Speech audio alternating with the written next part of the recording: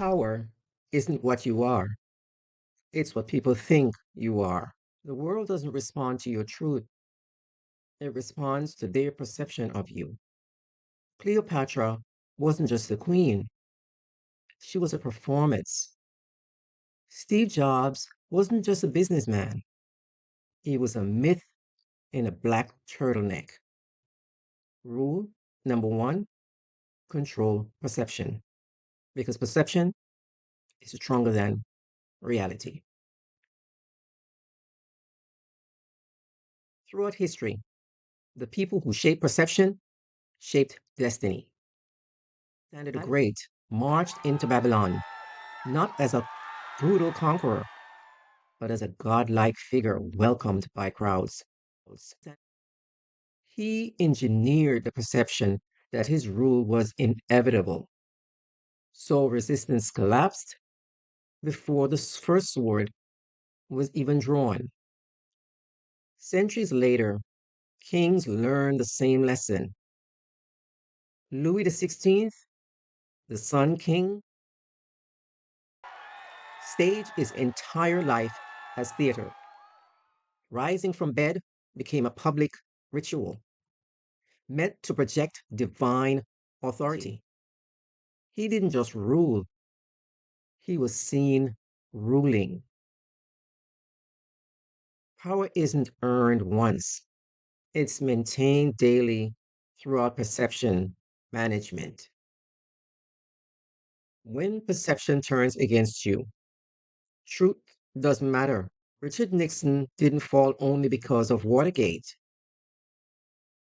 He fell because the image of paranoia and dishonesty consumed him.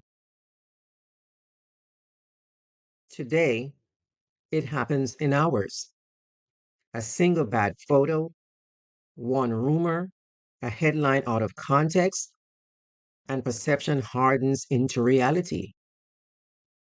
People rarely pause to check facts.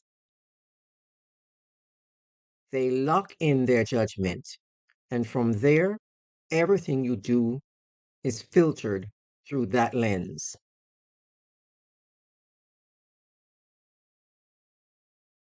Carl Jung called it the persona, the mask we wear to interact with society. But here's the trick, the mask isn't fake,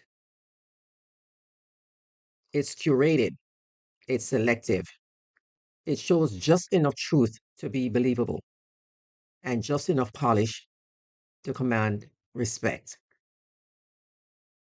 Nietzsche warned that myths outlive facts. Once people accept an image of you, hero, villain, genius, fool, it's almost impossible to shake. Age you live in, or the crown you wear. Today, perception moves at the speed of a tweet.